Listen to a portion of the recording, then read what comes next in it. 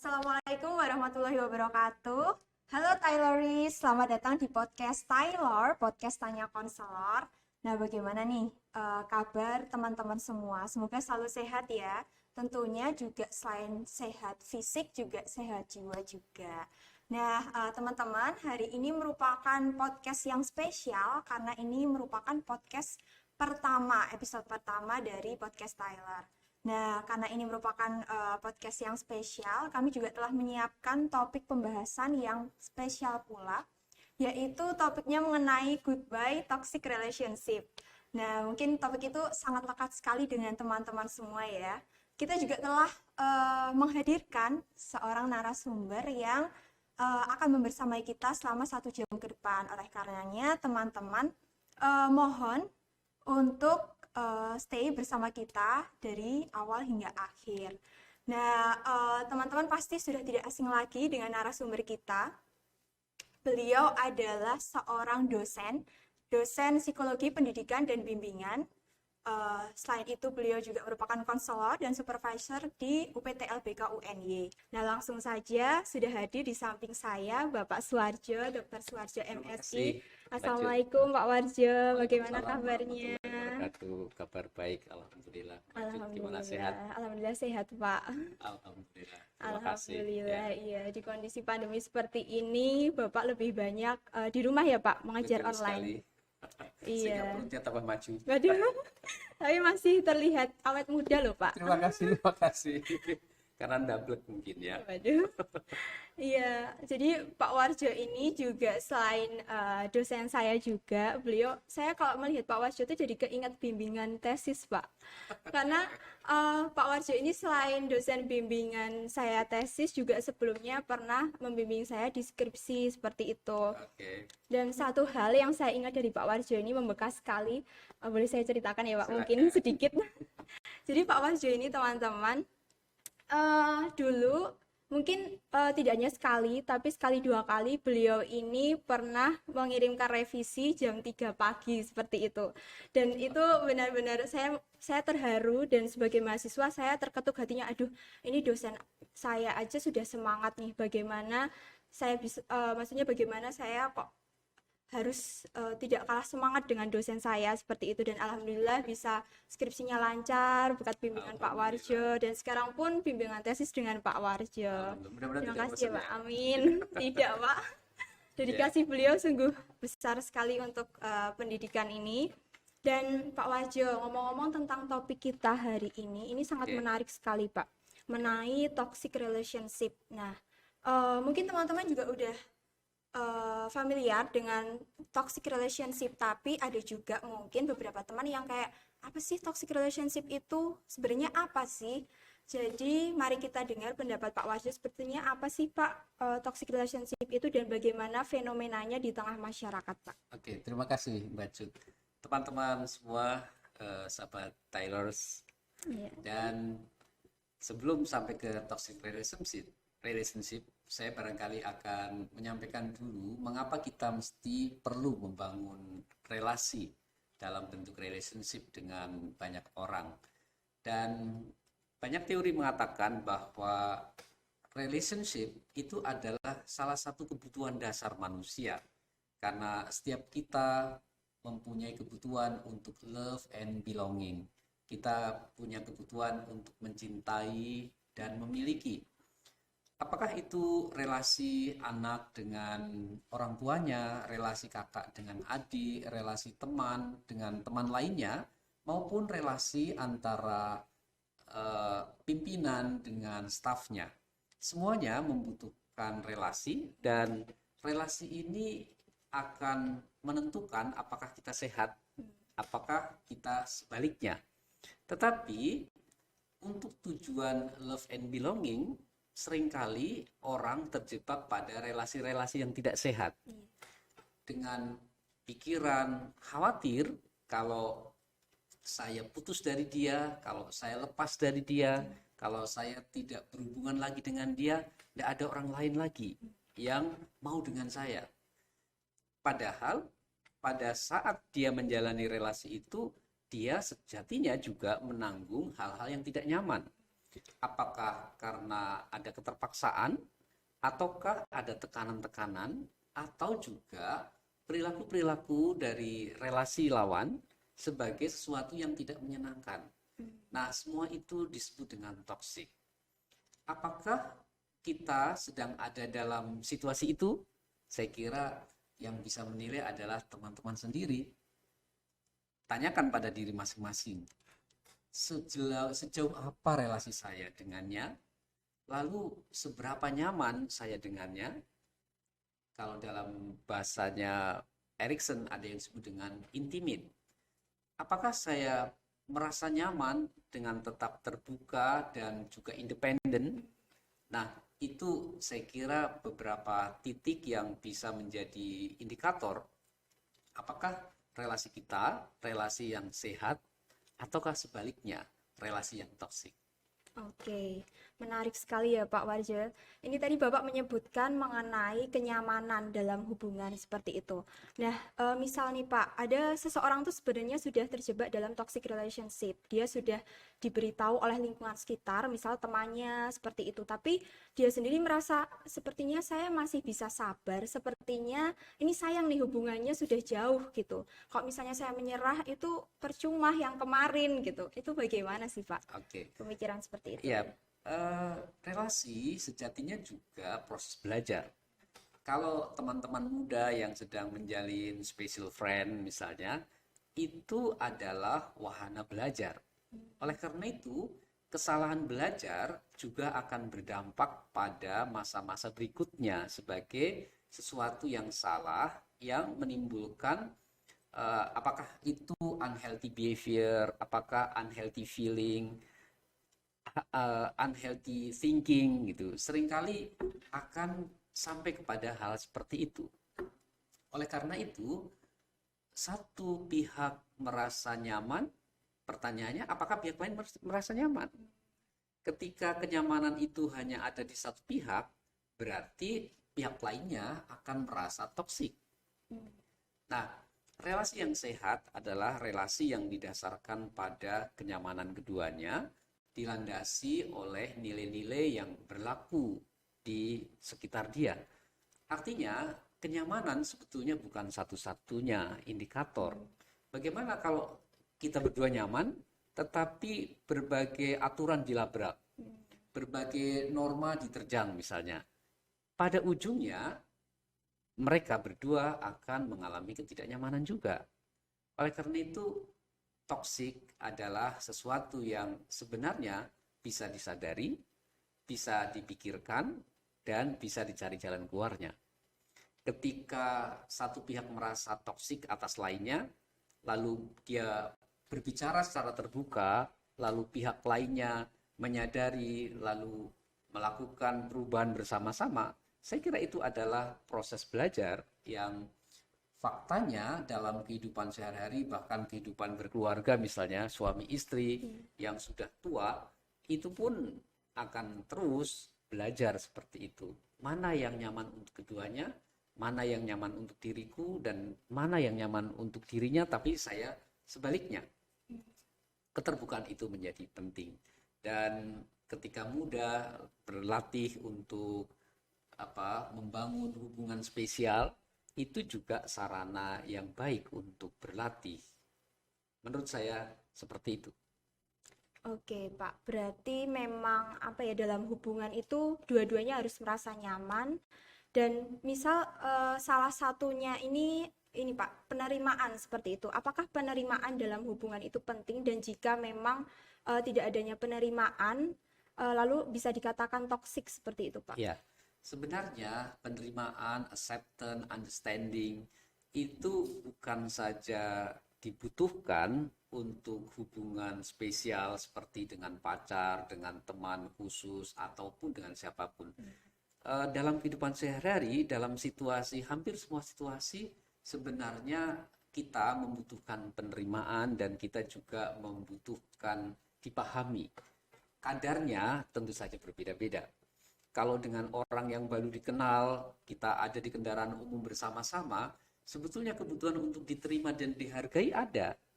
Meskipun kadarnya tidak sebesar kalau penerimaan dan pemahaman itu kita harapkan dari pasangan. Berbeda juga dengan penerimaan dan pemahaman terhadap sahabat. Dan juga penerimaan dan pemahaman terhadap teman biasa. Nah, kadar itu akan mempengaruhi seberapa close kita. Karena statusnya bisa jadi pacar, tetapi pemahamannya tidak ada, lalu penerimaannya juga rendah, maka dia tidak bisa sampai kepada situasi yang membuat nyaman keduanya, meskipun statusnya pacar. Tetapi ketika dia teman, tapi kebetulan kedua-duanya adalah teman yang berusaha untuk terbuka, menerima satu sama lain, maka kenyamanan akan hadir di antara keduanya. Jadi penerimaan dan pemahaman satu sama lain itu adalah salah satu landasan dasar yang akan membuat apakah masing-masing pihak merasa diterima, dimengerti, ataukah sebaliknya. Oke, menarik sekali Pak. Ini penerimaan merupakan landasan dasar ya, seperti itu Pak. Nah, ini mungkin berdasarkan pengalaman seperti itu ya Pak. Saya pernah berada di dalam hubungan yang toksik seperti itu. Dan itu juga awalnya karena pasangan saya tidak menerima saya secara utuh seperti itu. Padahal Bapak tadi juga menyampaikan kalau penerimaan adalah landasan dasar seperti itu kan.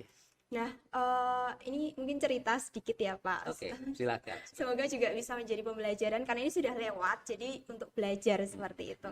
Nah, dulu itu ketika saya menjalin hubungan dengan dia, itu memang di awal saya sudah menyampaikan bahwa ini saya seperti ini gitu. Saya suka hubungan yang terbuka, jadi di awal kita saling terbuka seperti itu Pak. Dan saya sudah menyampaikan keadaan saya, memang saya ini terlahir tidak sama seperti yang lain seperti itu. Nah, jadi saya ini diberi kelebihan oleh Allah, jadi banyak tai lalatnya seperti itu, Pak. Nah, menurut saya itu kelebihan. Kenapa kan kelebihan? Karena orang lain tidak memiliki dan saya memiliki, dan itu bukan sebuah kekurangan karena alhamdulillah fisik lengkap seperti itu kan, Pak.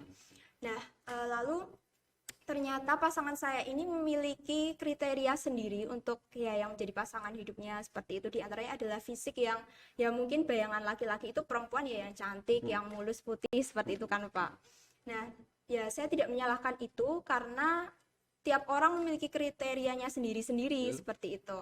Dan saya sudah jujur di awal seperti ini keadaannya memang, dan ternyata dia sedih mendengar itu, tapi salah satu kesalahan keputusan saya adalah ketika tahu ternyata dia ada masalah di penerimaan itu, saya tidak sepertinya ini nggak bisa nih, saya sudah menawarkan kok, berarti kita temenan aja nih, nggak usah lanjut gitu, tapi dia masih ingin mencoba dan saya kita coba gitu. Dan ternyata di tengah perjalanan itu masalah ini selalu dibahas berulang-ulang kali Pak, diungkit kembali seperti itu. Dan saya cuma ketika dia mungkit itu ya tanggapan saya ya cuma senyum. Saya bilang kita kan nggak bisa milih mau dilahirkan seperti apa gitu, yang kita bisa lakukan adalah bersyukur karena dilahirkan di tengah keluarga yang menerima kita, bersyukur karena memiliki teman-teman yang baik gitu kan. Dan dia itu masih tetap ya masih oke lah seperti itu, terus berulang-ulang diungkit ulang gitu, lalu minta maaf ya seperti itu Pak. Dan di satu sisi saya merasa ada rasa di mana saya merasa bersalah karena saya tidak bisa menjadi sosok yang dia inginkan. Nah, apakah itu sudah mulai ke toksik ini, Pak? Ya. Jadi dalam relasi ada aspek yang perlu dikembangkan bersama dua belah pihak. Apa itu? Komitmen. Komitmen juga memungkinkan kita untuk menyadari bahwa setiap kita tidak lahir sempurna. Meskipun Allah melahirkan atau menciptakan manusia sebagai makhluk yang paling sempurna di antara makhluk-makhluk lain. Tetapi kita menyadari bahwa apa yang tepat, apa yang diharapkan oleh seseorang bisa jadi tidak semuanya ada pada kita. Begitu juga sebaliknya. Nah, kalau kita menuntut teman kita, pasangan kita sempurna, pertanyaannya, apakah kita juga sempurna untuknya? Nah, oleh karena itu, komitmen untuk menerima, komitmen untuk berdampingan dengan kekurangan-kekurangan yang ada, tentu saja dengan menghargai dan mengakui kelebihan-kelebihan adalah salah satu cara untuk membuat kita menerima apa adanya pasangan kita. Nah, setiap kita punya kriteria tentu saja. Kriteria mana yang menjadi kriteria pokok dan kriteria mana yang bisa menjadi sekunder dan pelengkap. Kalau yang sekunder itu ada seperti harapan, alhamdulillah. Tapi jika tidak ada, bisa kita upayakan bersama untuk hal-hal yang bisa diupayakan bersama. Atau kalau hal itu adalah hal yang sudah tidak bisa diubah seperti tai lalat yang itu sudah given sejak lahir, maka ya mensyukuri adalah cara yang tadi katakan untuk kita bisa berpikir dan punya perasaan lebih sehat untuk itu. Nah, ketika pasangan memfokuskan pada sesuatu yang tidak bisa diubah dan itu dimaknai sebagai kekurangan pada pasangannya, maka dia pun harus bertanya lagi pada dirinya, apakah saya menerima itu? Nah, tentu saja si dia dulu mungkin juga ada pada situasi conflicting. Wah, sebetulnya yang lainnya itu sudah sangat cocok, klop, ideal gitu ya bagi dia. Tapi sayang satu itu barangkali, sehingga dia juga berada pada situasi yang tidak menentu barangkali, saya menduga begitu ya. Tetapi tegas juga dan tepat untuk mengatakan bahwa ini adalah hal yang given dan saya juga tidak bisa minta lahir dari rahim siapa dengan kondisi fisik seperti apa, kan kita tidak juga bisa nawar itu. Oleh karena itu jawaban dan prinsip seperti itu sangat tepat. Bahwa seseorang pernah ada pada situasi toksik, saya kira itu bahan belajar. Ketika kita bisa belajar dari sesuatu yang pernah terjadi di masa lampau dan sesuatu itu tidak nyaman, saya kira itu adalah hikmah. Nah, menjadi problem ketika seseorang sudah terjebak pada suatu toksik di suatu waktu, tapi dia akhirnya kembali lagi kepada situasi yang sama atau bahkan lebih parah lagi. Nah, kalau itu terjadi berarti ada proses belajar yang mungkin agak kurang diperhatikan. Saya kembali lagi pada lubang yang sama untuk kesekian kalinya. Nah, asertif adalah salah satu cara untuk siapa saja, laki-laki maupun perempuan, karena toksik juga bisa berarti banyak hal. Ada juga cowok yang ditoksiki oleh ceweknya ketika sedang menipis uang sakunya, dia kemudian merengek-rengek pada cowoknya, padahal cowoknya juga uangnya minta juga dari orang tuanya, sampai akhirnya cowoknya puasa, cerita saya sampai bela-belain puasa demi memenuhi kebutuhannya, dia sebutnya sebagai kebutuhan. Apa kebutuhannya? Ya bedak, ya ini, ya itu. Jadi Anda ikhlas enggak? Ya sebetulnya enggak. Wong itu jatah hidup saya dari orang tua saya. Kami berdua juga belum sama-sama belum bisa mencari tambahan uang. Tapi karena dia boros menurut versi si cowok ini, lalu sering kurang. Nah, kalau kurang larinya ke si cowok. Nah, cowok juga merasa toksik, tapi dia juga sulit untuk bisa lepas darinya. Lalu dia membicarakan apa yang nyaman bagi si cowok dan apa yang nyaman bagi si perempuan, akhirnya bisa belajar bareng-bareng. Si laki-laki ini bisa memberi masukan kepada si perempuan untuk lebih berhemat, sehingga dia pernah di suatu ketika mencoba ada uang bersama. Nah, gitu. Jadi dia dapat uang saku berapa dari orang tuanya, dia juga berapa, lalu ada kongsi. Nah, ketika mereka main bareng, ketika mereka pergi bareng, makan bareng, pakai uang bersama itu. Sehingga tidak ada yang ditoksiki dari sisi ekonomi. Ya. Jadi memang ada yang secara psikologis merasa tertekan atas suatu tindakan dari lawannya, tapi juga ada yang motif-motif ekonomi yang menjadi merasa tertekan. Dan ketika itu dibicarakan, maka posisi dari masing-masing menjadi lebih clear. Jika tidak ditemukan titik temu, ya pilihan pada masing-masing. Lakum dinukum waliyadin gitu ya. Mau lanjut ataukah mau bye-bye gitu ya. Tapi topik hari ini sangat luar biasa. Goodbye toxic relationship, karena memang faktanya banyak yang membuat individu, teman-teman itu tidak nyaman ada di situasi seperti ini. Oke, Pak. Menarik sekali yang tadi diceritakan Pak Warjo, ketika awalnya toxic relationship tapi ternyata bisa saling belajar bersama-sama dan bisa terkendali akhirnya ya Pak. Seperti itu. Nah, tapi kenapa mungkin banyak yang toksik berakhir goodbye, seperti tema pada pembahasan kita hari ini seperti itu. Nah, lalu Pak, yang memilih goodbye ini kadang masih meninggalkan luka batin bagi salah satu yang merasa tersakiti seperti itu Pak. Dan kadang lukanya itu macam-macam ya Pak. Itu biasanya seperti apa sih Pak dampaknya bagi yang Saya menemukan pada beberapa konseli klien itu, mereka yang berada pada situasi seperti itu biasanya yang dalam dirinya tidak sepenuhnya bisa berdamai. Saya keberatan dengan tindakannya di satu sisi, tapi saya juga keberatan kalau saya berpisah sama dia. Tapi di sisi lain, saya suruh berubah, saya juga nggak mau.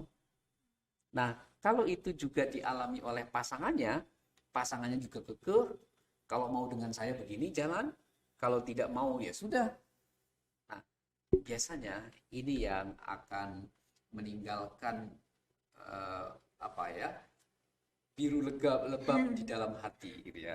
Hatinya ada lebam-lebamnya seperti ditonjok fisik gitu ya. Nah, oleh karena itu gaya dalam membangun relasi juga menjadi penting. Seberapa terbuka kita, seberapa kita bisa membicarakan hal-hal yang awalnya terasa sulit untuk dikemukakan, lalu akhirnya menjadi mampu mengungkapkan. Dan ini sebetulnya proses belajar, karena setiap kali seseorang membangun relasi dengan orang lain, apalagi relasi yang lebih spesial, biasanya kan juga saling belajar, menunggu. Kalau saya melemparkan aksi begini, bagaimana reaksinya? Lalu begitu juga sebaliknya. Nah, bagi teman-teman yang punya special friend, kalau Anda tidak suka atau keberatan dengan perlakuan pasangan, maka berlatihlah untuk asertif. Katakan padanya apa yang Anda merasa tidak nyaman.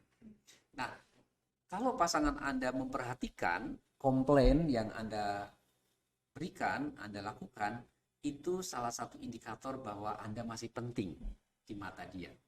Tetapi kalau apapun komplainmu, lalu dia jalan terus, nggak ada peduli sama sekali, ya hati-hatilah. Karena itu warning bahwa Anda mungkin tidak sepenting yang Anda bayangkan.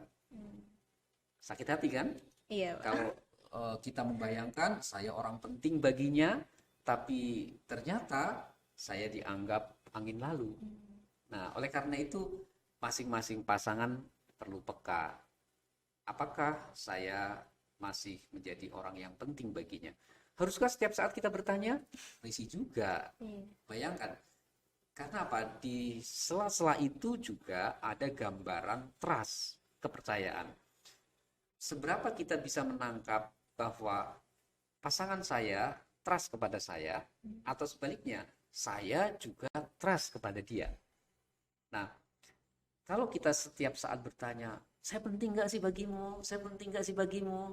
Untuk hal yang kecil sekali, saya kira lama-lama juga pasangan menjadi risih. Oleh karena itu, kita belajar seberapa kita peka. Kalau kita kurang peka, pasangan akan memberi masukan. Begitu juga sebaliknya. Anda berhak untuk memberikan masukan kepada pasangan Anda. Nah, kalau Anda penting, Anda dicintai, dia pun akan memperhatikan masukan-masukan Anda dengan sungguh-sungguh. Bukan berarti iya kalau di depanmu, tetapi berbeda di belakang. Nah, itu sandiwara. Apakah ada yang sandiwara sandiwara itu juga menjadi salah satu pangkal dari toxic relationship. Oke, Pak. Sangat mudah dipahami sekali penjelasan Pak Warjo seperti itu mengenai toxic relationship.